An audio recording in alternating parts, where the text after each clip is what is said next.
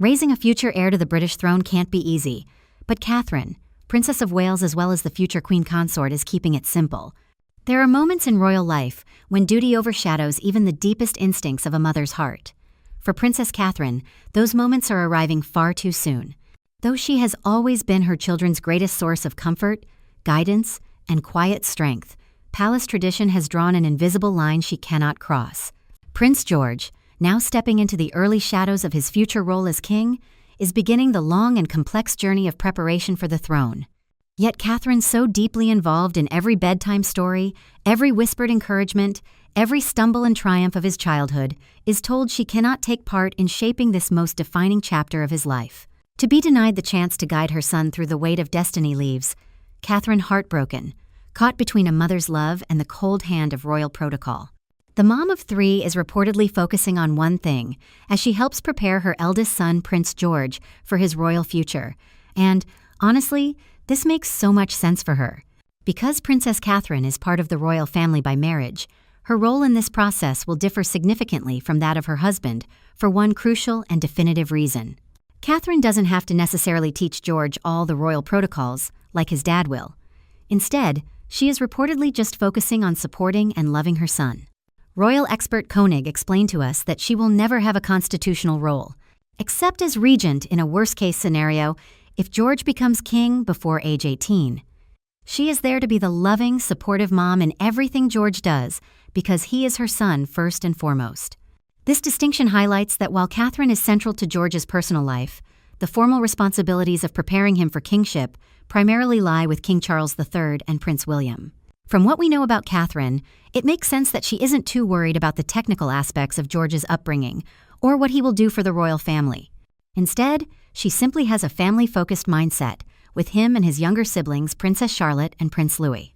While Prince George is being groomed to become king one day, the Wales parents are preparing to forego the royal playbook when it comes to what's expected of Charlotte and Prince Louis.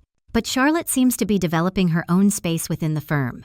Her public presence has grown more polished over the last year, with milestones like signing off her first official social media post and attending high-profile events like the UEFA Euros final with her father. But it's her behavior during official moments that's caught the most attention. At Queen Elizabeth II's funeral, Charlotte was seen gently reminding George to bow.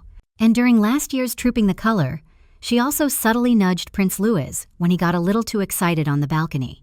These small but telling moments have earned her comparisons to her late grandmother, Princess Diana, not just for her looks, which in some photographs are strikingly similar, but also for her grace and calm under pressure.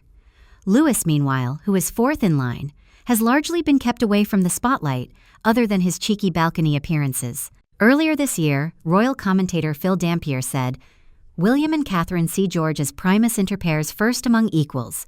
Yes, he's the future king, but the way things are going, Charlotte and Louis may have major roles too."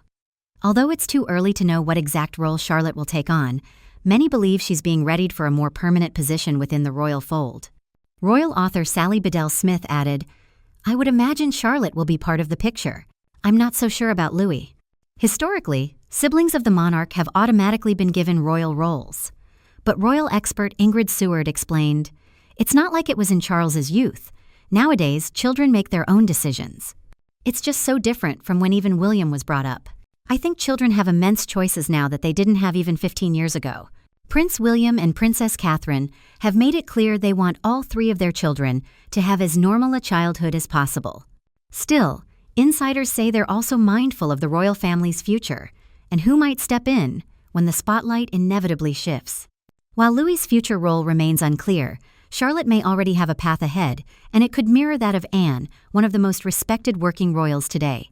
It is fantastic, and I believe Catherine will very much be the leader in this, and William will be the follower. He will have been learning from Catherine how to be a different kind of parent, Bond continued, adding that Catherine explains why good manners are important and that kindness begets kindness and that inclusivity should be natural. These lessons are great for both children and future royals to learn.